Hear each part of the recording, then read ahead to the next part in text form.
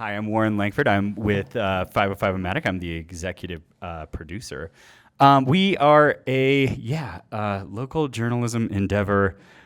We started about a year and a half ago here in Santa Fe, with the hopes of making journalism just a little bit more accessible here in Santa Fe. So if that's something you're into and you want to support us, you could go over. You can scan that. You can pull out your phone right now and actually scan that, and then put your phone on silent. For the rest of the show. If you don't want to pull out your phone, I totally understand. Just come up to one of us. We'll set you up. We have a newsletter where you can get all of our stories in your inbox the second they come out. It's so convenient. Anyway, we are... Chris, could you move to the next slide, please? Let's see if this happens. Yay! Okay, so this event is called The Living Room, and it is sponsored by Century Bank. And Century has been a part of this community for over 140 years. We are connected. We connected with them through the theater because we realized that they believe what we believe, that when you gather people together like this to share ideas and have fun trying to think bigger, big positive things can happen. So they're invested in the health and well-being of this community, and in the most literal sense. And tonight is just one way they're showing that commitment. So thank you, Century. We are grateful for the partnership. Without further ado, I'll bring back up Marissa. And with no further ado, I would like to introduce our folks for this evening. So Julian Adams-Wolf is a local multimedia outsider artist, performer, MC, event producer, and experience designer. As a content culture advocate since the turn of the century, they've worked with organizations such as the National Coalition for Sexual Freedom and were the first non-binary New Mexico Pride title holder, celebrating their 20th anniversary this year. Please welcome your friendly neighborhood non-binary reporter with 505 Omatic, Julian. Okay. And also just a quick introduction of Lucia Lucas. Lucia is a baritone and an alum of the Santa Fe Opera Apprentice Singer Program. Lucia plays the title role in Lili Elbe, which will see its American premiere at the Santa Fe Opera on Saturday, August 1st. So thank you so much. All right, thank you all so much for being here. We know it is a very busy opera season already, and so we're so happy that so many of y'all joined us here. We will, of course, be watching a wonderful movie in about half an hour, and after that, DJ Hieronymus J is gonna throw us a dance party, so we hope that y'all can stick around. So welcome back to Santa Fe. We are so glad to have you, especially for this. One of the neatest things that happened, for those of you who are watching from home or later, is during the pre-show, you answered some of the audience questions. And yeah, of course. Of course you did. And we talked a little bit about how just the Santa Fe culture has some unique and special things about us, not just the elevation, but that too. Yeah. I mean, this is a dream come true, really. If you would have told me when I was an apprentice that I would come back here, I would go, well, that's good news. If you would have said that it would be what is it, 17 years or something like that, I would be like, oh, well, that's a while. And if you would have told me that I would come back in the title role of this, And not just the title role. You are also the dramaturge for this piece. Yeah. It's wild.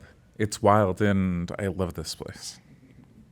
So I know that we could talk more details about just Santa Fe and the opera specifically, but I kind of want to poke into the opera and a little bit of your experience. For the way that we phrase this is for the uninitiated, what is a dramaturge? So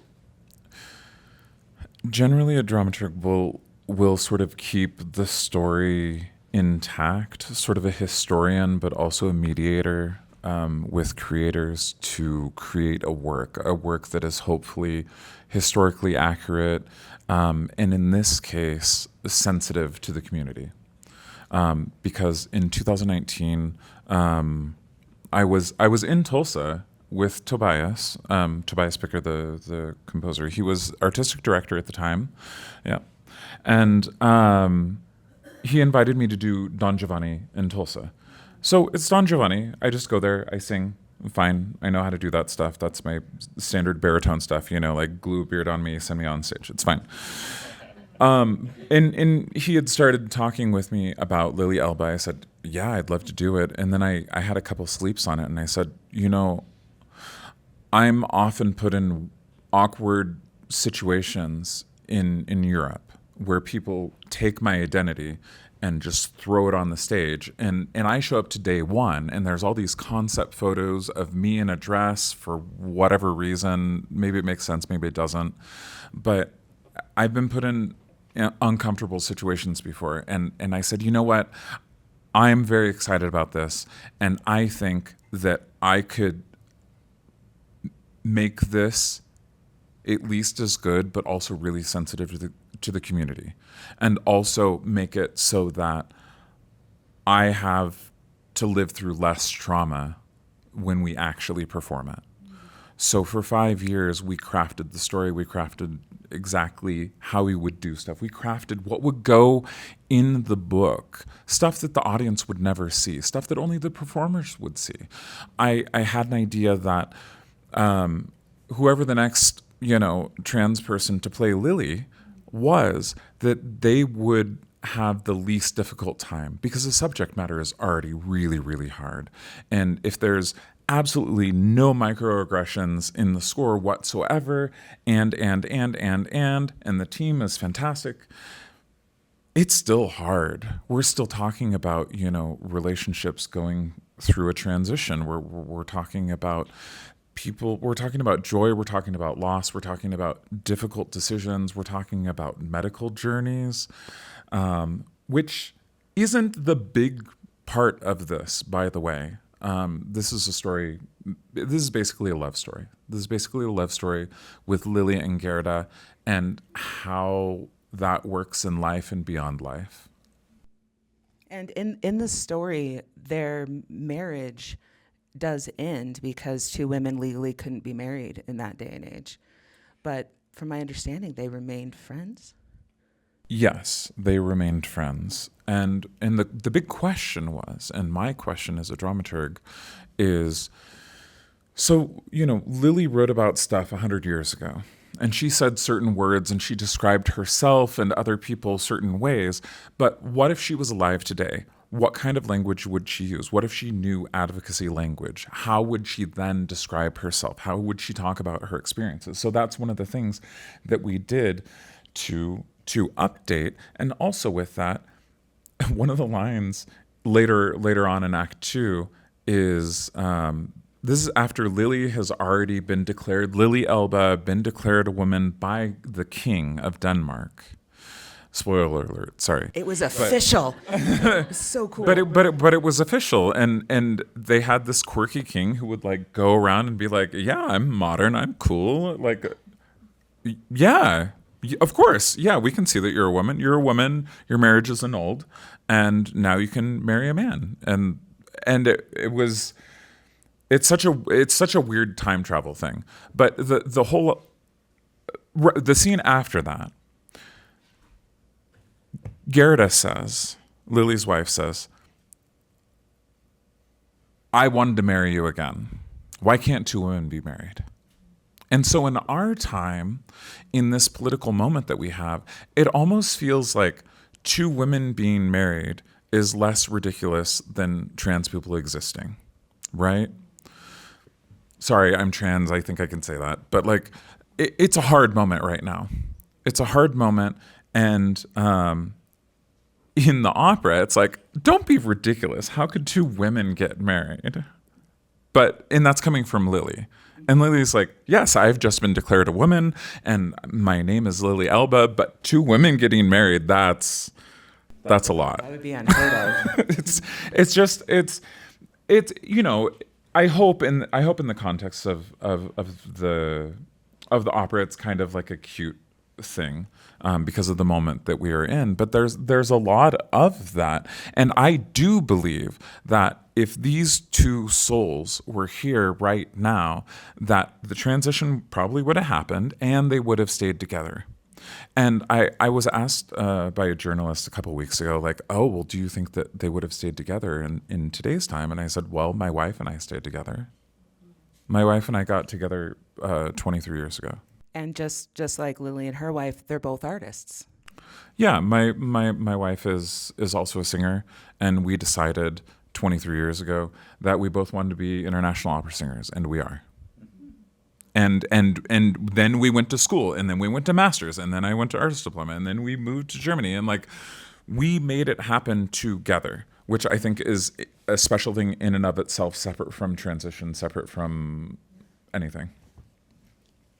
That's excellent, and it did answer some of my questions about how your work, just as yourself, as an artist and a person going through some of the same changes, affects your work as the dramaturge with Lili Elbe. And thank you so much. That makes a lot of sense.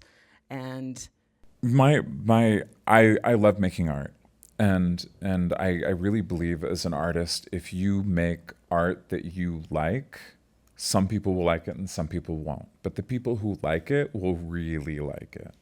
And so I feel that that's really important to do. You don't want to try and find your audience. Let your audience find you, you know? yeah, no, that absolutely deserves applause. And so let's speak or expound a little bit on that. Sure. I know that, you know, Lili was considered the first for many things. You're considered the first for many things. And has the concept of the first directly affected your work? I really hate the concept of the first. Yeah. Because if the first is also the last, then we are not affecting change. And so I really believe strongly, even if I wrote like my own rule book on like how trans opera singers should be and how they can work within this massive machine that is opera, because it is a machine, you know, they need cogs, they need like special people who fit here. And if you are special, that makes it difficult. And there was a time when there were divas, and there was a time when there were movie stars, and that is not the time right now. And if you are not easy, you are difficult. And so that makes things tricky. So as is true with a lot of folks, you being called by others the first is more for them. It's not really for you. Yeah, it's for them. It's so that they can well craft their byline in the newspaper or whatever it is. Whatever they're just trying to get like a string of words together that sounds impressive, right? And they don't care about who comes second or third or whatever. But I do, and that's why I've left my email open for any friendly person, especially artists who are trans. And so I've talked with many people and helped them talk with their agency or talk with houses, or like, hey, I have a contract and it's in my old name. How do I deal with this? You know, and that's a tricky one because I had one of those contracts, right? And my agency said, hey, so we're just going to need to change the name on there. It's the same person, but we're just going to need to change the name on there. And they're like, why? And they said, okay, well, you know, she came out now and her name's Lucia and da-da-da-da. But did she sing the same stuff? Well, yeah. Okay, well, this might be a problem, though, still. And that contract disappeared. So the way you finesse that, you know, I've had a lot of experience with that, and I try and help people not lose work and not lose whatever place in the business they already have, or help them get to the next level. I've given people just free coachings just because I want to, who are trans. You know, I'm often on the other side of the world. I'm hoping to make something more official, to make something more structural, but that is a future chapter. Cool. We'll be able to share additional ways to follow you for the folks that want to continue support. Sure, but like on one way that I hope to help is I have an article on my website on how to learn a role, and so anybody who wants help, like, look, if you're trans or not trans, like, look at this. This will help you get closer to it. After that, talk to me. We'll get you to the next step. Excellent. And talking about getting ready for a role, and I want to talk a little bit about Don Giovanni, which is what this lovely documentary is going to be about here in a few minutes. And Tobias, like, y'all worked on Don Giovanni first, or had y'all worked together before? No, we had not worked together before. So I sang for him in early 2018 because he was looking for talent that happened to be trans. And so I said, hey, I'll come sing for you. I came, I sang in his apartment for him. I sang some Verity, and I sang some of his music. Pro tip, sing their music for them. They like that. If you want to make friends with composers, sing their art for them. Anyway, and so he said, yeah, right immediately. In the audition, he said, yes, I want to work with you. There's something that's in development that I specifically need a trans singer for. That actually fell through eventually. But he said, in the meantime, I really need a Giovanni. And I would love for you to do it. So he hired me for that. I did that. And then while Giovanni was going on, that's when Lili Elbe sort of got workshopped. There's a really cool juxtaposition between Don Giovanni and Lili Elbe. There's probably dozens, but one of the ones that I learned from the first part of the documentary and then also just looking into it, the character Don Giovanni dresses in costumes, arguably drag costumes, as trickery, right? Yeah, I mean, look, in the end, the Giovanni was fun. I think everybody was really nice on it, but that idea did concern me a bit, because of tropes in media and in life, Like paste on a beard, put on a skirt. Gender. Yeah. Well, the director was like, "Oh yeah, Giovanni is a master of disguise," and I don't know if she would have done that without me, but maybe she was inspired by me. I don't know. Like I lead a very weird life where most of the time I do play men on stage, but that was something that I learned. I didn't really learn femininity. You can see a picture of me at 3.5, and that came stock, and I had to learn how to play masculinity, and it was really high stakes when I was growing up. And I got bullied. I got bullied until at least high school for being too feminine. And now even in Lili, I use masculinity in some scenes and I use femininity in the other scenes. But because I was a dramaturg on this, like, I knew what I was going into, and there's a lot of decisions that I got to make. So it's a powerful thing. Informed decisions. Informed by me. So if I'm in a bad situation, I have myself to thank for it. So that's refreshing. Yeah.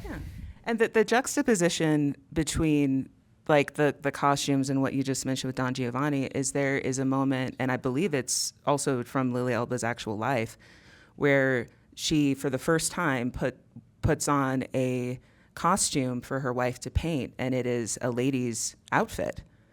And in that costume, Lili found truth as opposed to trickery. And I just love that juxtaposition. Yes. In St. Gallen, yes. In this one, we are purposefully going beyond that because that it's less harmful, but the idea of the magic piece of clothing, Yeah. And it could be the idea of somebody who is a fully formed adult now discovering their identity, like that happens. That does happen. But for me, that was something that I knew really, really early. So I guess in the St. Gallen one, there's more of like an adult realizing, oh my gosh, maybe I'm trans. Whereas in this one, I think we start the arc earlier. Oh, that's wonderful. And let's elaborate on that too, because this did have a world premiere 2 years ago? 3 years 3 ago. years ago. Yeah, fall of 2023. And this production is very new and has some changes that included. Would you share a little bit of that? Yeah. There's a lot of different changes in it. Also, there's extra music that Tobias wrote in the meantime, because the other one, there's a lot of spectacle and it's really, really fast paced, and there's a lot of changes on the stage. And in this one, we have a lot of like actual scene changes where I leave the stage and then get a new costume. So I don't want to spoil too much about the costumes, but I have a costume change every single time I leave stage. So I have about 10 to 15 costume changes. But when you're watching it, you may think that there's only 3 or 4 costumes. So that's a little like intrigue thing. Please come see it. It's the best art that I've ever made and that I've ever been a part of. Really, it is. You've made some art. I have made some art. I know, and I know that. I'm curious, what art did you find that I made? So- Because I made a lot of stuff. Well, you do cabarets, and Yeah, I there's do going to be cabarets. one this Sure. weekend, and you're not just singing opera in the cabarets, from my understanding. Oh, I'm doing a Wendy Carlos inspired cabaret on Saturday. If you don't know who Wendy Carlos is, she is the reason why electronic music exists. She happens to be trans too. Electronic music wouldn't exist without trans women. Just BT dubs. For those of you who don't know history. Check out Wendy Carlos. She's fantastic. There's a bunch of BBC documentaries on her where she's explaining her process of making it. Switched on Bach was like her first really big famous thing. But she also did the soundtrack for the movie Tron, which you may have heard of. Just a little movie. Yeah. Clockwork Orange. The Shining, I believe, and some other stuff. So she has inspired me before I knew who she was and before I knew that I would ever come out. Through Clockwork Orange, basically. That hit hard. Your cabaret details. Huh? Oh, we will definitely go over those again too, and they're posted on the thing. Yeah, so that's Wendy Carlos inspired. But I made my own backing track of a Mozart concert aria inspired by Wendy Carlos, and chiptune, which also is a result of Wendy Carlos. But it'll be at the Center for Contemporary Arts here in town, starting at 6 and going all the way, I think, until 10. And we will also be posting more about that. And the other one that I found that I thought was really interesting conceptually, and I'm not sure if it's an active project of yours, will you tell us a little bit about The World's Wife? Oh, yes. So there's a poet, Carol Ann Duffy, and she was the Queen's poet for, I think, 10 years. And she wrote about wives of famous men and also famous women themselves.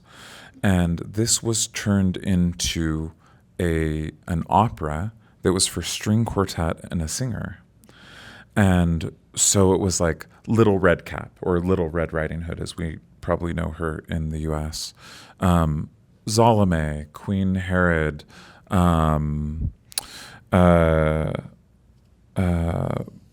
Pilate's wife, Pontius Pilate's wife. There's like 10 of them, and so I did this string quartet opera with this amazing all-women quartet in North Amsterdam called Ragazze Quartet, and usually they are playing with music in sort of a semicircle, but this was completely staged, and it was wild, and there was mud all over the place. I did Medusa. That was this one movement of it was called Medusa, and it was about her turning people into stone. And at the end of it, there was just this rage thing, and it built up, and the strings went crazy, and there was soil bags all over the place, and I had to break them open on stage and throw them.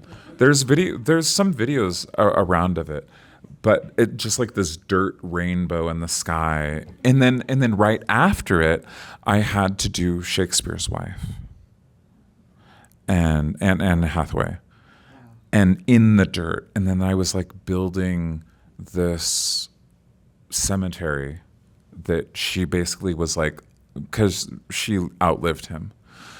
And it was very sad, and she talked about him, and it was like he was like this dream. And it's beautiful. I wish I could say that there was a performance coming up, but I have no idea when it's going to be done again. And but I was invited by the Grammys to do a music video, and I had no equipment with me because I was on a gig. So I ordered a bunch of equipment, made my own music video of the last piece of it, which does exist, and you can check it out. And it's a looping piece, and it's called Demeter. So if you search Lucia Lucas, Grammys, Demeter, you'll find it. And it's a looping piece where I loop my own voice on top of myself. And I made a music video of it. Oh, excellent. And I had not found that music video yet, so I'm really excited to be able to see and Check hear it out. that.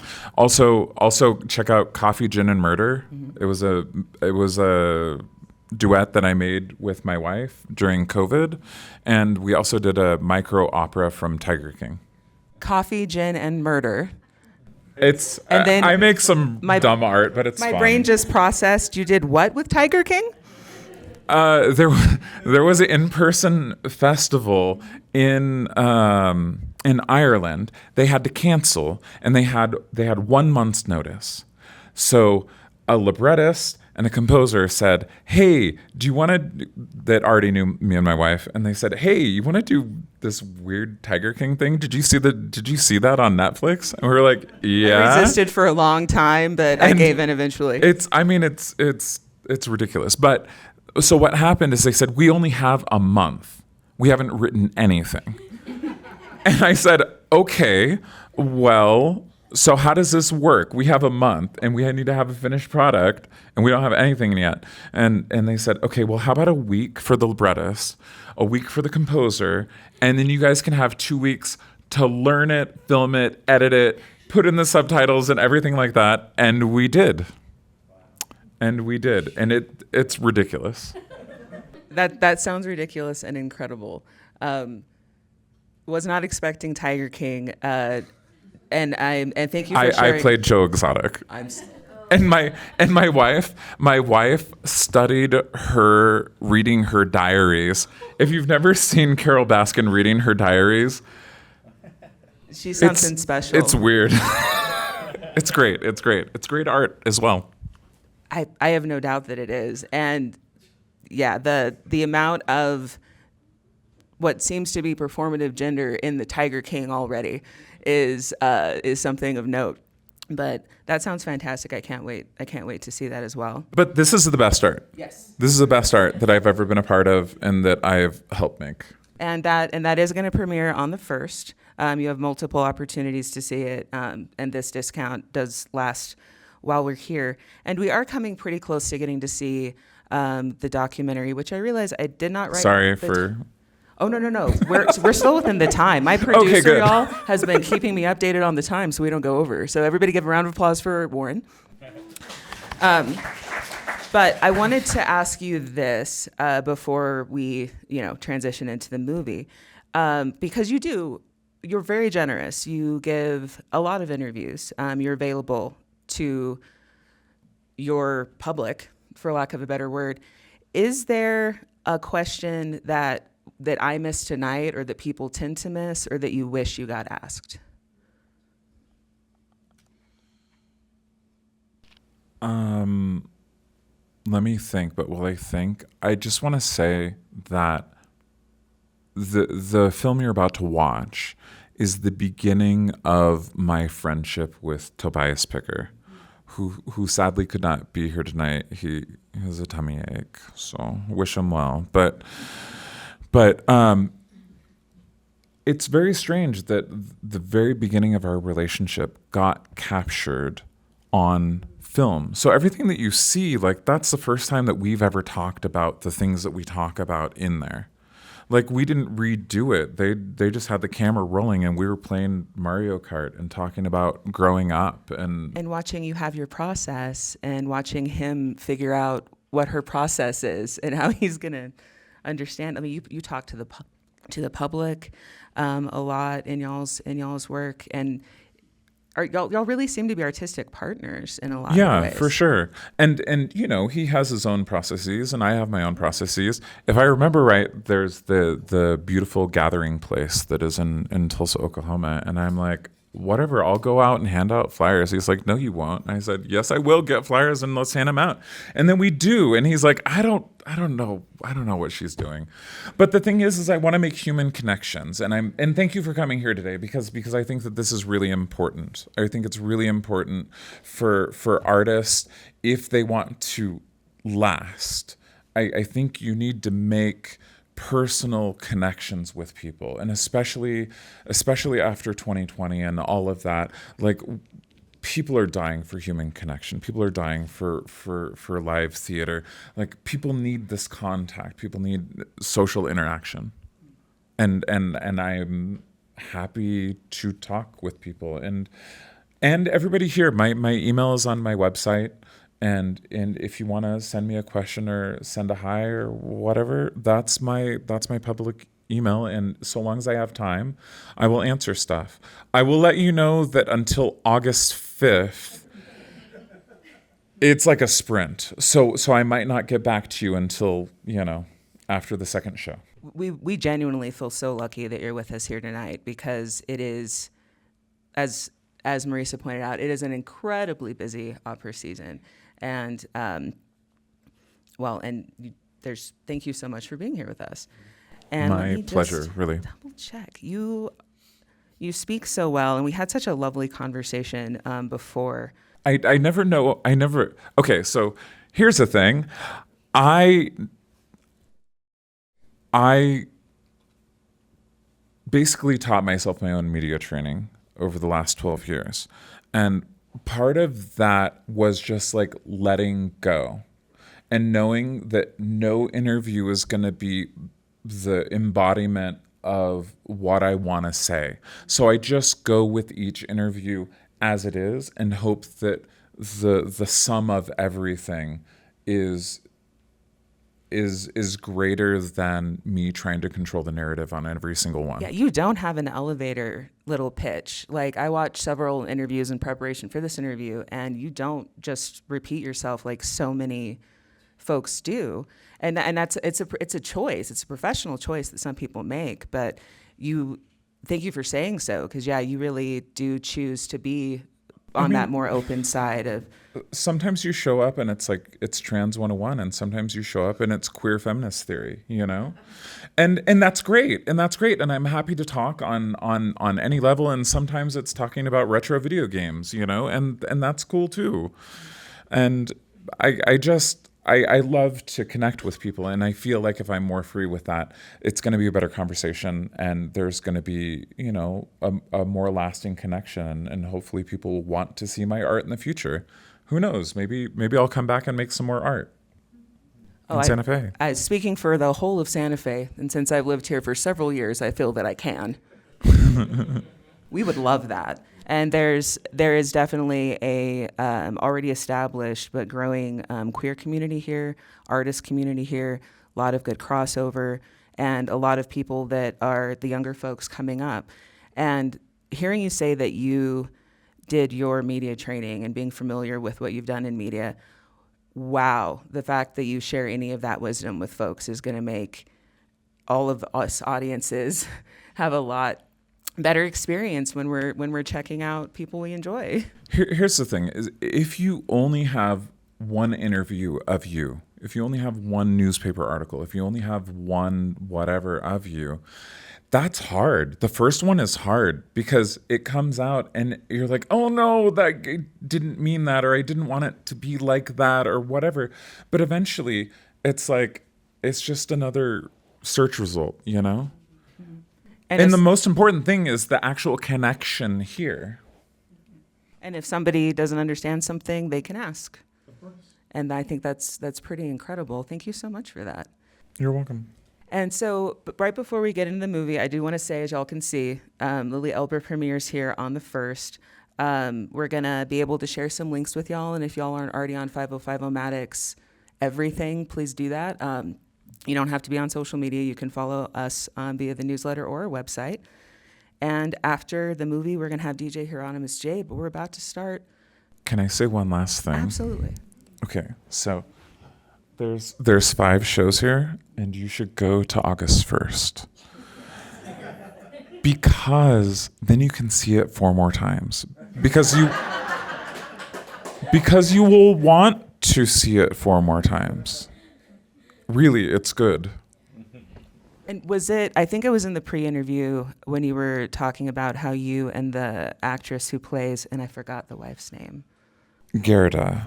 So Lili and Gerda are the 2 main characters. They are the love story.